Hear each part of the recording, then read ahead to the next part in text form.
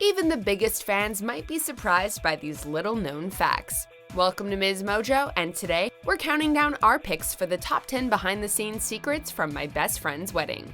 Before we begin, we publish new content every day, so be sure to subscribe to our channel and ring the bell to get notified about our latest videos. For this list, we're looking at fun facts and trivia about this unique and ever-popular rom-com. Number 10. Julia Roberts influenced the casting. Considering she's the star of the film, it probably comes as no surprise that Julia Roberts was one of the first actors cast in her role. And while this kind of work is usually left to producers and casting directors, it turns out that, in this case, Roberts actually had a major say in which actors she was going to work alongside. This just makes everything so perfect. From the day I met Michael, all I've heard is Julianne this and Julianne that. She advocated for Cameron Diaz to be cast as the young and optimistic bride-to-be Kimmy, and even helped choose Dermot Mulroney to play the love interest of both women. I realize this comes at a very inopportune time, but I really have this gigantic favor to ask of you. It was one of Diaz's breakout roles, and she has Julia Roberts to thank for it. It's beautiful. It's sweet. It's irritatingly perfect. Number 9. Why Dermot Mulroney thinks this movie worked so well. In an interview with the Huffington Post years later, actor Dermot Mulroney, who plays Michael in the movie, revealed why he thinks My Best Friend's Wedding continues to stand out, despite so many romantic comedies having been released since then. Because it wasn't about getting the guy. It was about her failing to break them up. And it's nice to see someone and it kills fail every people. once. He says that the key is that the plot isn't focused on a happy ending between two romantic leads, but is rather a farce of sorts, where the audience gets to watch Julianne fail spectacularly at her task of breaking up this wedding. I have stolen a bread van, and I'm chasing Michael down Michigan Avenue. Modern rom-com creators, take note. She's a sad clown, and we have always, since the Greek dramas, have found that irresistible. Number 8. There was almost a TV spinoff. Back in 2015, it was revealed that ABC was in the process of developing a TV version of My Best Friend's Wedding, which would be a continuation of the story rather than a reboot. You were pretty shocked when I told you, huh? Stop, no. A little. Okay. A lot. I fell off the bed. Sadly, since the announcement, there haven't been any major developments, and we can only assume that, like so many others, this project has stalled, likely to never see the light of day.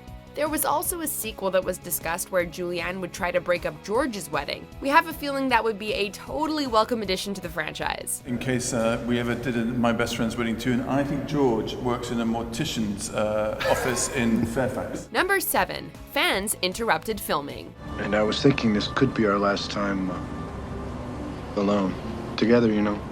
By the time My Best Friend's Wedding was being filmed, Julia Roberts was already a major movie star, so it probably comes as no surprise that it was tricky for her to film scenes on location in Chicago without getting mobbed by fans. One funny example is the ferry scene, where it seems like something is finally going to happen between Julianne and Michael. Kimmy says if you love someone, you say it.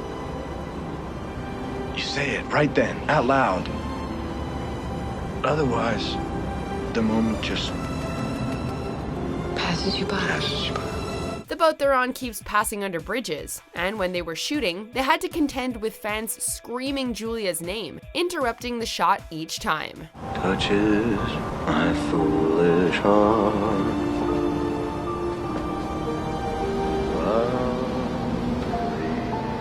Number 6. Cameron was terrified to do the karaoke scene. Don't know just what to do with myself.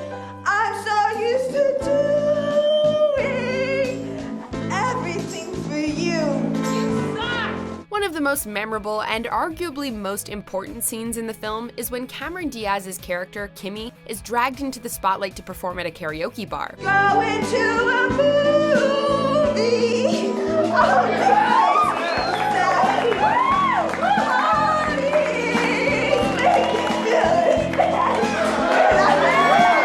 Suffice it to say, karaoke is the last thing she wants to do. It's one of the first times Julianne tries to mess with Kimmy, who still manages to come out unscathed.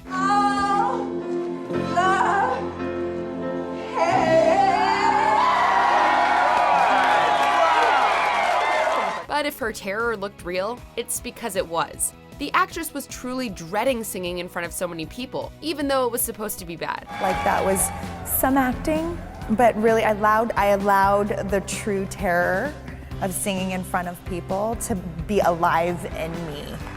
Number 5, the cast thinks Michael and Kimmy would still be together. Well, I think you ought to listen to her, Michael. It's her life, too. If you ask fans whether Michael and Kimmy's marriage would have worked out in the long term, you're likely to get mixed responses. And without the thought in my head, I just shouted, "Marry me." Kimmy was, of course, barely out of her teens when the two tied the knot, and it's not like they exactly had a lot in common.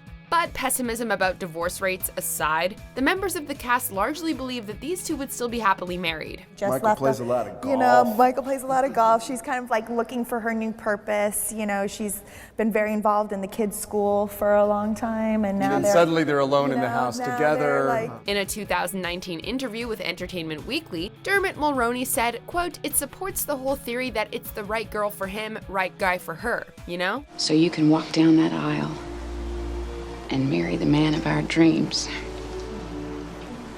Because he sure wants to marry you. Number 4, George wasn't always going to be a main character. In the final version of the movie we all know and love, the spotlight is often stolen from the main love triangle by Julianne's gay best friend George, played to perfection by Rupert Everett. It's amazing the clarity that comes with psychotic jealousy.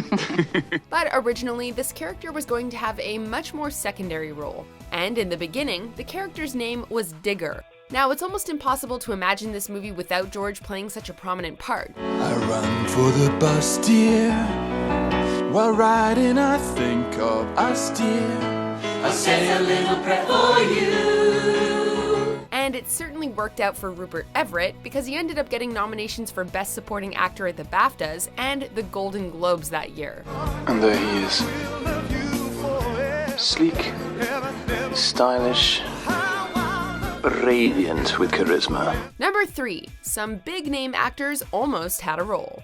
In a 2019 interview with Entertainment Weekly, PJ Hogan, who directed My Best Friend's Wedding, revealed some behind-the-scenes casting info that caught us by surprise. He said that he asked one of his friends from the industry, Russell Crowe, to read for the part of Michael, which he ultimately wasn't the right fit for. Similarly, Julia Roberts wanted Benicio del Toro to try out for the part of George, which in hindsight is honestly quite hard to picture. In the end, the casting was perfect, and we couldn't imagine it any other way. Number 2, there were different options for Kimmy.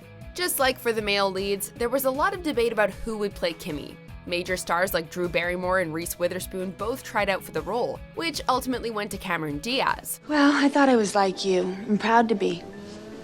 Till I met rumpled, smelly old Michael. Then I found I was just a sentimental schmuck like all those flighty nitwits I'd always pitied.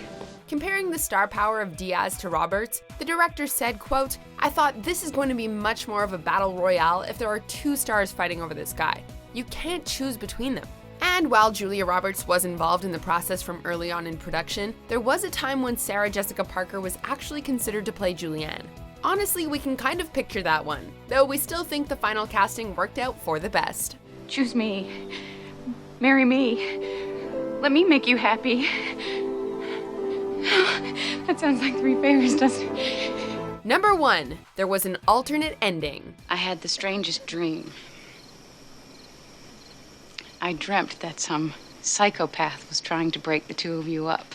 When this film was originally shown for test screenings with audiences, they had a terrible reaction to the ending, in which Julianne met a friend of Michael's at the wedding, played by John Corbett, and it was implied that there was a new romance on the horizon for her. The movie's director said, quote, "The focus group didn't want Julianne to have a happy ending. They still hadn't forgiven her." So all of the credit that we got with the audience for her not getting the guy, which was great, we lost. So they ended up doing some pretty extensive reshoots, which changed the ending to the one we've come to know and love today. Maybe there won't be marriage. Maybe there won't be sex. But by God, there'll be dancing. Do you agree with our picks? Check out these other great clips from MsMojo, and be sure to subscribe and ring the bell to be notified about our latest videos.